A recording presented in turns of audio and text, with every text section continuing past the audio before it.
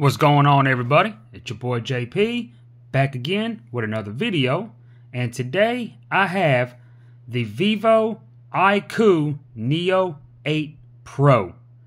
Now this is the Pro, not the regular Neo 8 with the Snapdragon 8 Plus Gen 1. This is the Pro with the all-new MediaTek Dimensity 9200 Plus chipset. Let me kind of zoom in. Heck, you know what? I just noticed the box doesn't even say Pro. There it goes. Says it right there in case anybody needs proof there. There we go. It's weird because it doesn't say it over here. It just says Neo 8. I just realized that, and I've had this phone for a couple weeks now. But this is, in fact, the Pro, the Dimensity 9200 Plus powered phone. And I stress that because right now, at least until that Red Magic 8S Pro or the iQOO 11S come out, both of which have leaked and are supposed to come out with what will, surely be called the Snapdragon 8 Plus Gen 2, but there's no official name for it or even an official announcement for it just yet. And of course, of course, the chipset's technically out with the Galaxy S23 series, the Snapdragon 8 Gen 2 for Galaxy.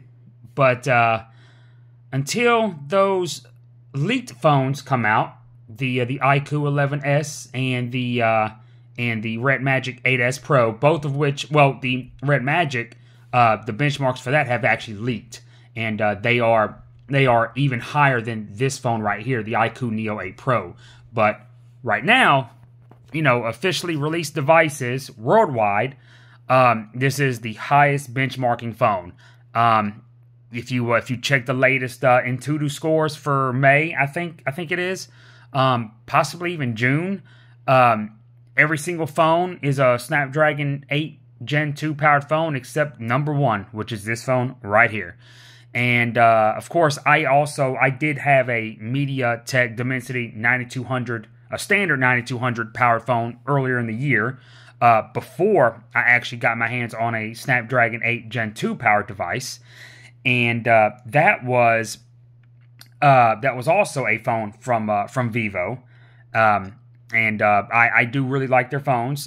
They are really very well optimized. They're quick. I mean, there's no denying it. I mean, it's even with their extensive user interface, it doesn't feel bogged down like your Galaxies do a lot of times with One UI, which, of course, as I've said, as many people have said many times, is vastly improved over the years.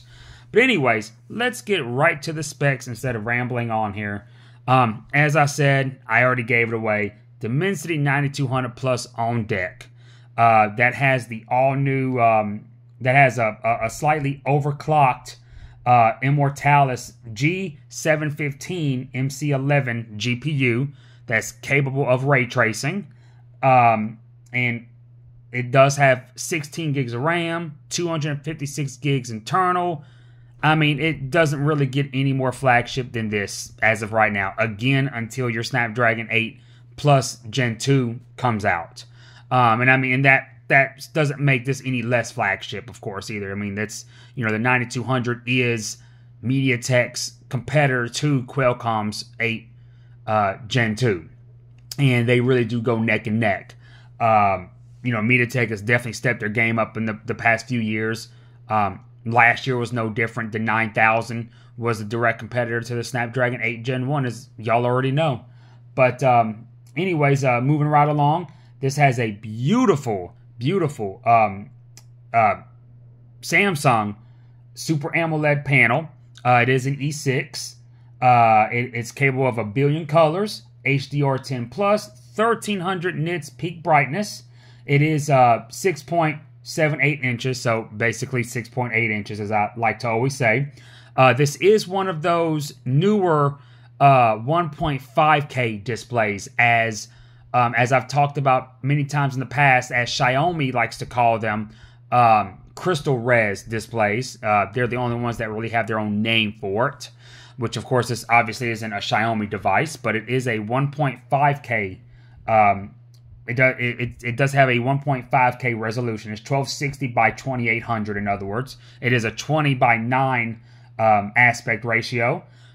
Speaking about ratios, this does have a 144 hertz refresh rate, and again, it goes perfectly with that 1.5K display, and being also that it's Super AMOLED, has a very high peak brightness, a billion colors, HDR10 plus. This thing is just is an absolute banger. One of the best screens that you'll see. Obviously, with that Dimensity 9200 plus processor, you do also get UFS 4.0 storage, and the RAM is also DDR5X. So again, it's just flagship through and through. They do have another variant of this phone with the same 16 gigs of RAM, but with 512 internal. This doesn't have expandable memory, so that's, I'm sure that to a lot of people they'll decide between those two memory sizes there. Of course, 256 isn't bad, and this model here I did get from Giztop for I think I want to say $560.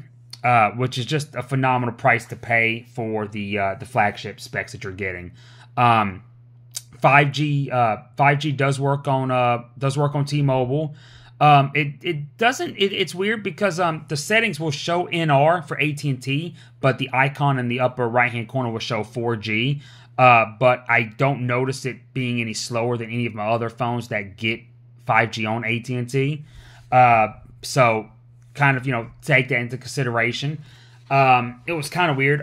Black Shark phones they had a similar thing last year and the year before that, where their phones would display 4G, but when they would be hooked up to my car stereo with Android Auto, it would show 5G, and it would switch down to 4G when it was in a lower, connected area, so to speak. So it was just weird how that was. This kind of does something similar, but not so much with the Android Auto, but in the settings there. It does have the proper frequencies that you need for both networks. You shouldn't have a problem there. This does run Android 13 with FunTouch, not FunTouch, but Origin OS 3 on top. The global variants, if this comes out globally, it'll get FunTouch. But a lot of reviewers I've watched over the past couple of years say that they actually wished that Origin OS was the OS for the global versions of these phones instead of FunTouch. A lot of reviewers prefer Origin OS. I myself, I haven't used FunTouch in a couple of years, so I can't really tell you. I'm surprised they even make two different user interfaces, but then again, OnePlus is doing that between Oxygen OS and Color OS, so, and I've used both of those. But it is what it is. Moving right along, the cameras on this phone here are really good as well. The front-facing one is a 16 megapixel wide. The video is just a 1080p at 30 frames per sec. But the rear cameras are really good. I'll turn it over. This is also the red vegan leather as well.